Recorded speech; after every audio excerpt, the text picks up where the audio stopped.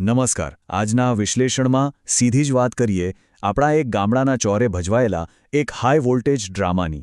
અહીં કોઈ ભારેખમ પુસ્તકોની વાત નથી કરવી, બસ એક વડીલની નજરે, જેણે ગામના ઝાડ નીચે બેસીને આખી જિંદગી આવા તાયફા જોયા છે. એ દૃષ્ટિકોણથી આ આખી ઘટનાને આપણે સમજીશું. જરા કલ્પના કરો, એકદમ શાંત ગામડું, અને અચાનક એક સાધારણ દલીલ કેવું મોટું મહાભારત સર્જે છે. ચાલો જોઈએ. તો ચાલો આ ડ્રામામાં સીધા જ ઉતરીએ. ધૂળિયા રસ્તા પર જાણે કે કોઈ મોટો રંગમંચ તૈયાર હોય, ત્યાં એક નવીનક્કોર ચમકતી રિક્ષા આવીને ઊભી રહે છે, અને બસ ત્યાંથી જ શાંત ગામમાં અરાજકતાનો બોમ્બ ફૂટે છે.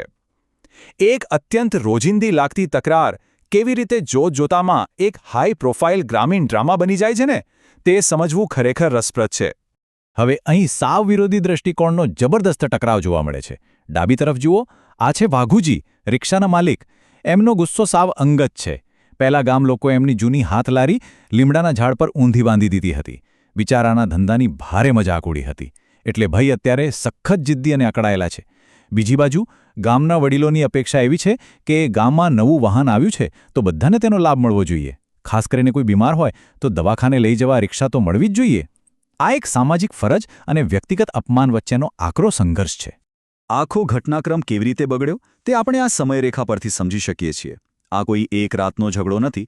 મહિનાઓ પહેલાં પેલી હાથલારી વેચાઈ, પછી તાજેતરમાં જ વાઘુજીએ એ પૈસામાંથી આ નવી ચમકતી રિક્ષા લીધી. પણ અસલી ડ્રામા તો આજ સવારે શરૂ થયો. તાવથી પીડાતા ખેગારજીને દવાખાને લઈ જવાની વાઘુજીએ ચોખ્ખી ના પાડી દીધી. બસ આ નાનકડી ચિનગારીએ બપોર પડતા પડતા તો આખા ગામની પંચાયત ભેગી કરી દીધી. એક જૂની અદાવત કેવી રીતે આખા ગામ માટે કટોકટી બની જાય છે તે અહીં સ્પષ્ટ દેખાય છે. તો હવે શરૂ થાય છે અંક પહેલો, રિક્ષાનો બળવો. વાઘુજીનો આ બચાવ એકદમ સ્પષ્ટ છે. એમનો તર્ક છે કે જ્યારે મારી લારી લીમડા પર ઊંધી બાંધી હતી ત્યારે કોઈને પંચાયત નહોતી, તો હવે રિક્ષા મારી છે, તમને બેસવાનો કોઈ અધિકાર નથી. વાઘુજી પોતાનું સ્વમાન બચાવવા છેક જીદ પર ઉતરી આવ્યા છે. ગામ લોકો સમુદાયની મોટી મોટી વાતો કરે છે, પણ વાઘુજીને માત્ર પોતાનું પેલું વ્યક્તિગત અપમાન જ દેખાય છે.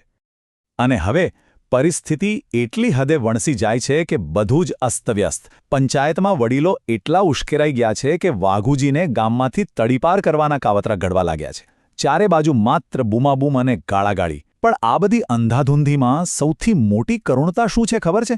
જે ખેગારજી બીમાર છે, જેના માટે આ બધું શરૂ થયું, એ બિચારો તો સાવ ભૂરાઈ જ ગયો છે. કોઈને એના ઈલાજની પડી જ નથી.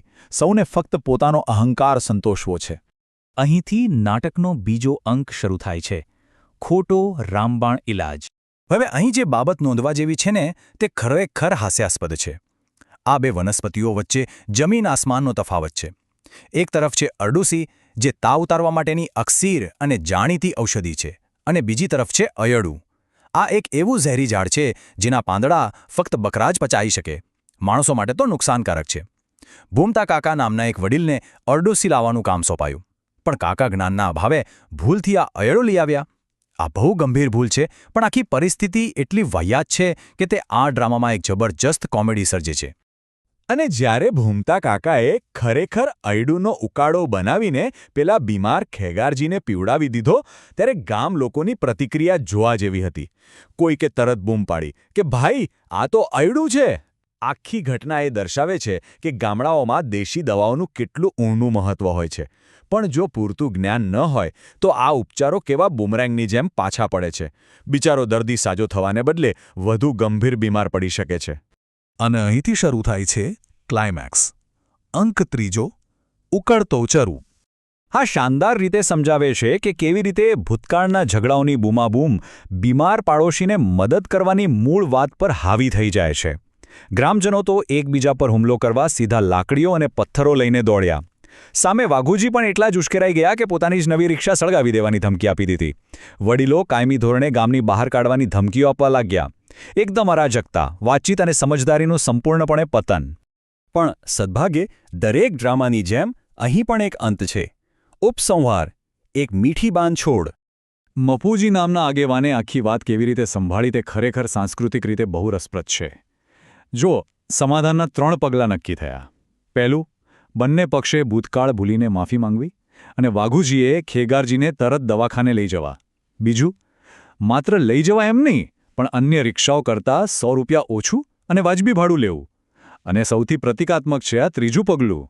મફુજી વાઘુજીને શિખામણ આપે છે કે તેમણે પોતાની જીભ પર ગોળનો ગાંગડો મૂકી રાખવો, જેથી ગ્રાહકો સાથે હંમેશા મીઠાશથી વાત કરી શકાય. સંબંધો સુધારવાની આ અદ્ભુત દેશી રીત છે.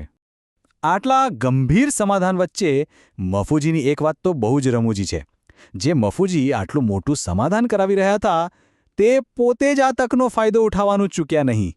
છેલ્લે તેમણે એવી જાહેરાત કરી દીધી કે જે કમનસીબ હાથલારીને કારણે આ બધો કજિયો શરૂ થયો હતો ને, એ લારી હવે વેચવાની છે અને એની કિંમત મૂકી છે બરાબર 9,000 રૂપિયા. ભાઈ કહે છે કે મારે કોઈ નફો નથી કમાવો. ગમે તેટલો મોટો ઝઘડો કેમ ન હોય, એક ચતુર વેપારી પોતાનો વ્યાપાર તો શોધી જ લે છે.